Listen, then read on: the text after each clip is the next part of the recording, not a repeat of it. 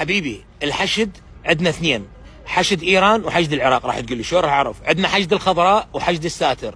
راح تقول لي شلون راح اميز؟ باختصار القيادات مالته تابعه لايران، هدفها الرئيسي هي قتل الشعب العراقي من ابناء السنه وزعزعه الامن، واي واحد يوقف بوجه هذا النظام مثل ما وقفوا الشباب ثوره تشرين. اجى حشد الخضراء قتلهم. من اقول حشد الخضراء يعني من هم العصائب والكتائب وبدر وبقيه الميليشيات.